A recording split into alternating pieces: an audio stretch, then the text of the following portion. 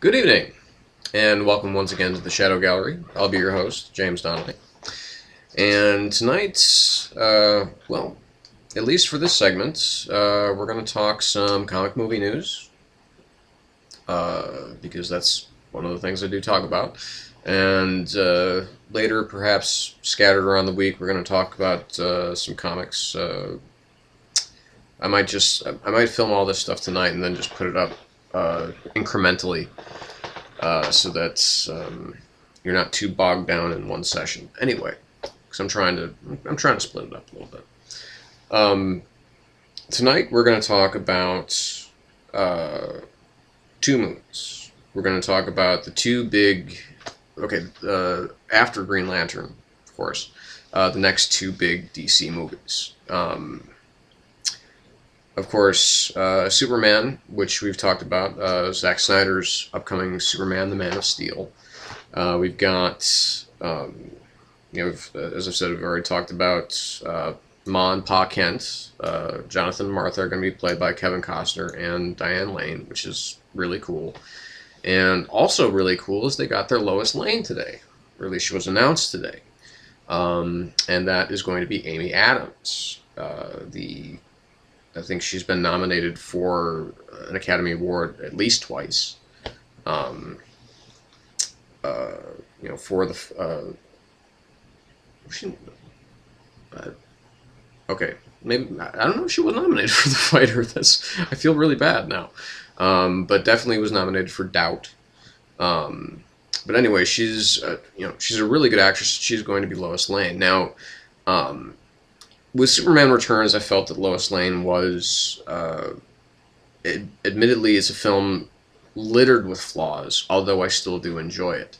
But the casting of Amy Adams is something I highly support, because one of the things that irritated me about Superman Returns was the casting of Kate Bosworth as Lois Lane. Because A, she just looks way too young. She doesn't have the style or the presence that someone who needs to play Lois Lane has to have. Now, admittedly, Margot Kidder in the original Superman films was terrific, because she had this, obviously this go-get-'em attitude about her, but also had this, this kind of vulnerability and this kind of starstruck persona whenever Superman was around.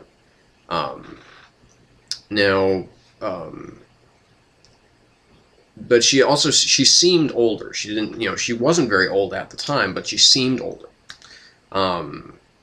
And Amy Adams, now, when I first heard that, I'm like, I don't know.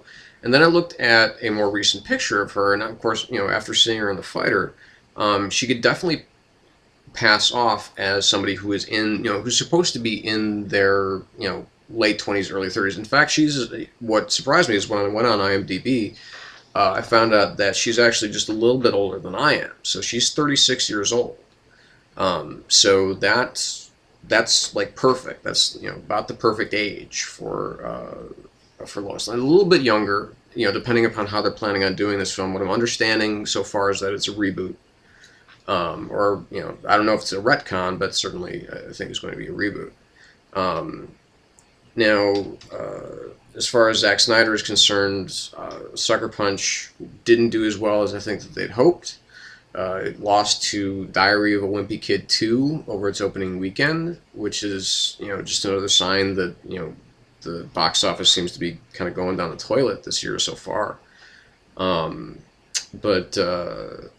And also, it seems to be an incredibly polarizing film. I am probably going to see it sooner or later. But it's going to be later rather than sooner, because quite frankly, I'm a little nervous about spending good money to see a film that I may end up walking out, either, really enjoying or really hating. So anyway, so beyond that, I like, like I said, I like the casting of Amy Adams as Lois Lane. I think that's, that's a good, it's a good place to go. As far as who they get for the villain, Viggo Mortensen has been, his name has been thrown around a lot. It'd be really interesting if they got him to play a villain, because I think the last like villainous role that I saw Viggo play that was, uh, actually like a villain, because he's kind of a, he's a badass in films like Eastern Promises and History of Violence, but he's not really a villain. Um, but last time I saw him play a villain was when, and he wasn't even actually the villain in this film I'm talking about, which is The Prophecy, with Christopher Walken and Elias Koteas and Virginia Madsen, which is a film that I actually really like. Um, and mostly because a lot of it has to do with the like 10 minutes of screen time that Viggo has, where he plays Lucifer. So that's just that, and that's great stuff. It's really electrifying. So anyway. Um, Moving on to next bit, which is something that I haven't talked about before, which is The Dark Knight Rises. Well, I've talked about it before, but not this particular issue. Is that we've got two new people on the scene. We've got Juno Temple, who I honestly have no idea who that is, but supposedly she is like a streetwise Gotham kid. So whether or not she, because if we harken back to like the Batman Year One, that that the films have kind of been playing off of, at least the first film was, then it might be Holly, who is who Frank Miller created for kind of like this pseudo sidekick to Selena Kyle, depending upon how Selena Kyle's character is even portrayed. So that's it's really up in the air. But the bigger news was that Joseph Gordon-Levitt was cast, and in an unknown role. And that's the really weird part, is that with somebody who's a name, certainly more of a name now than than he was before. I mean, with the big boost of Inception, and with films like The Lookout and the awesome film Brick. If you haven't seen that, you really need to, because that's a brilliant film. Um, and so the original speculation, what they thought was true, was that he was going to be playing Alberto Falcone, which is the son of Carmine Falcone, who actually was the Holiday Killer, or the Killer Holiday, in Batman's The Long Halloween. But that turned out to be not true. We still don't know who he's playing. Now, weirdly, I had a dream last night where I actually saw there in this dream there were character posters for the different people, and one of them was Joseph Gordon-Levitt. He was playing Dick Grayson. Now, if that turns out, I don't think that's going to turn out to be the case. I don't think that Christopher Nolan wants to use the character of Dick Grayson in any of these films, although it's because he's such an essential part of the Batman mythology, it'd be hard to ignore him for much longer. So I don't know. I mean, I love seeing Batman solo. I would prefer to see Batman solo. But to see Christopher Nolan take on, this iconic teen character or young adult character would be really interesting to me.